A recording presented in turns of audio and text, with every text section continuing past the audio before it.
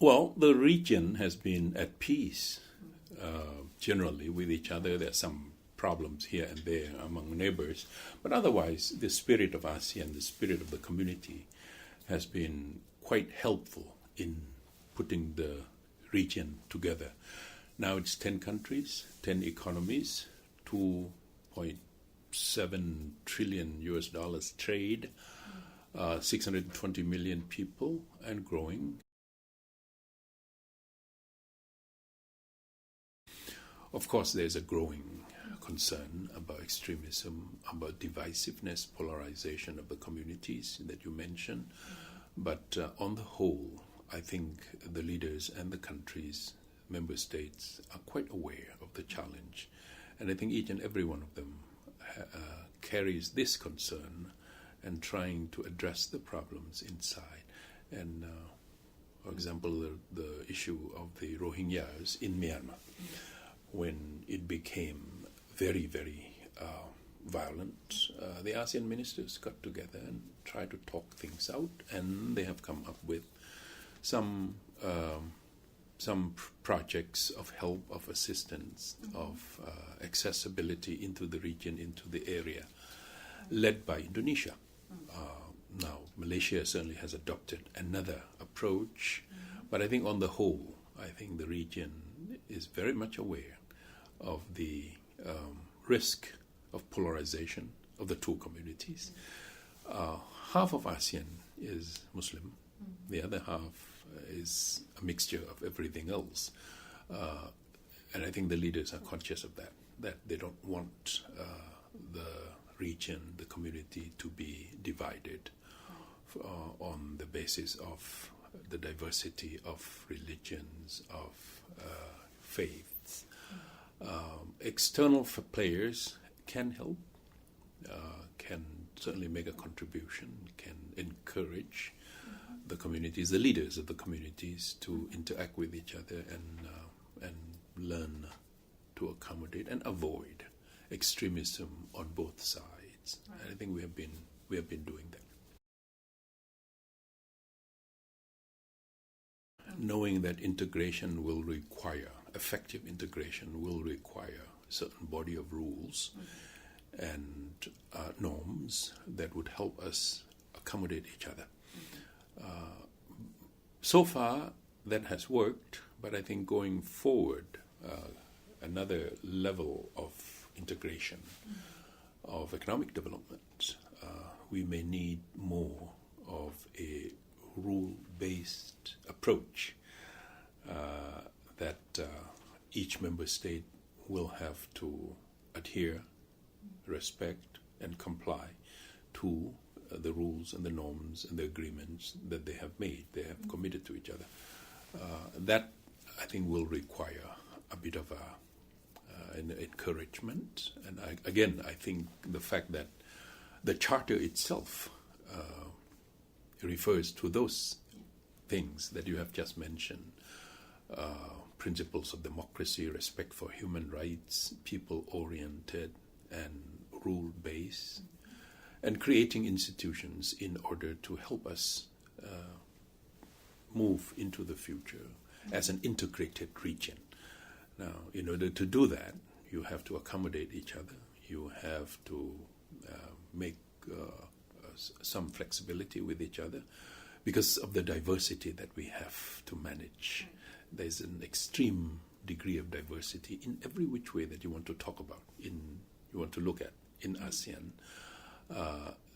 Governance is not a requirement that you have to be a democracy. You have to commit yourself to principles of democracy and the respect for human rights and the rule of law.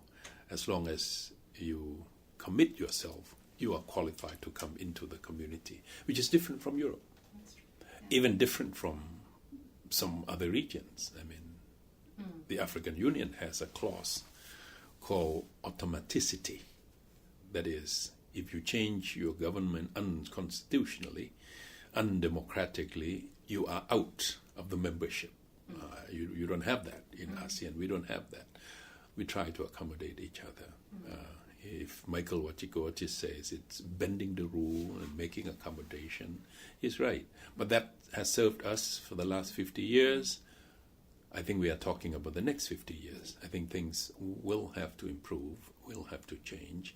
We will have to come to the norms and the agreed values and principles in order to really make the best out of the opportunities that we have as a region, sandwiched between two giants, China and India, and center of economic growth of the global community, not just East Asia. So in that sense, we have that responsibility to evolve forward on a rule-based approach and with norms and with principles and regulations that we agree to and we have to comply with. So I think it requires us to do better than the last 50 years. So far, so good. The challenges would be how to get to the next level of integration and development. That will require a different set of norms and rules.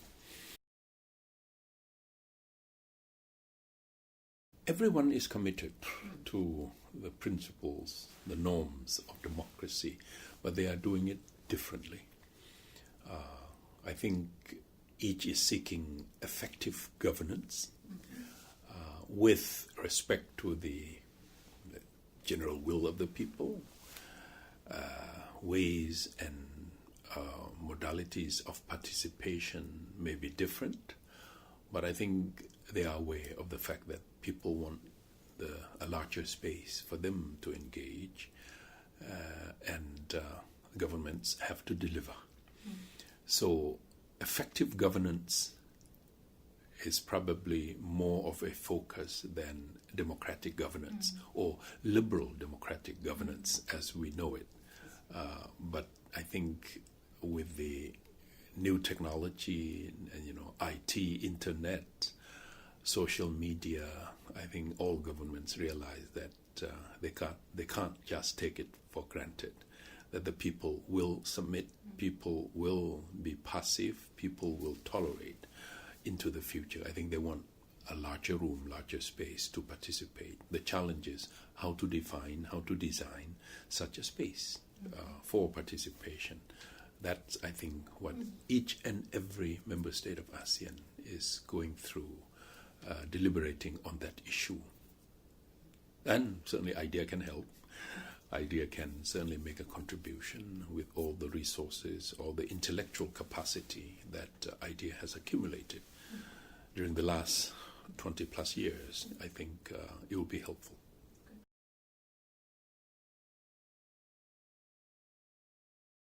There is only one more country that is being considered, and that is East Timor.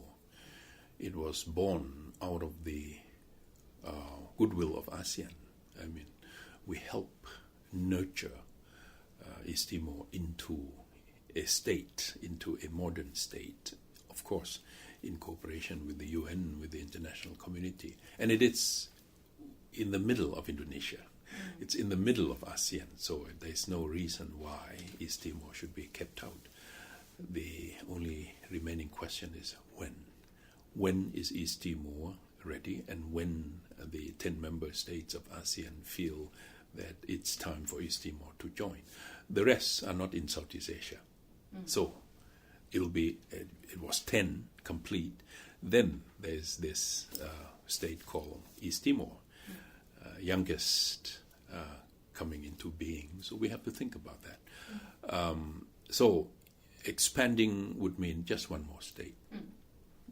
But that does not take away, I think, our focus on, exactly, working with the dialogue partners, working with the region, ASEAN plus 3, China, Japan, Korea, ASEAN plus 6, including India, Australia, and New Zealand, that would be 6, plus dialogue partners from far away. And I think the challenge is how to concentrate, focus on the integration process. so far, it's only 25% trade out of $2.7 trillion a year. Only 25% is being traded among the 10 member states, and mostly among the older member states. It's Malaysia, Thailand, Singapore, Indonesia, more than Singapore and Myanmar, or more than Indonesia and Laos, for example. So we have to open up to each other. We have to streamline our integration process. We have to invest in each other more, and we certainly have to allow people to move more freely on the landscape, because goods and services cannot move unless people can move. Now people can visit each other without visas, but you need business people, you need entrepreneurs, you need investment to move, capital to move, in order to really integrate the market, so that our middle class is the real expanding with rising purchasing power for the global trade, global business. So far, it's been doing well, but I think we need to do more, and that's the challenge for the next 20, 30 years.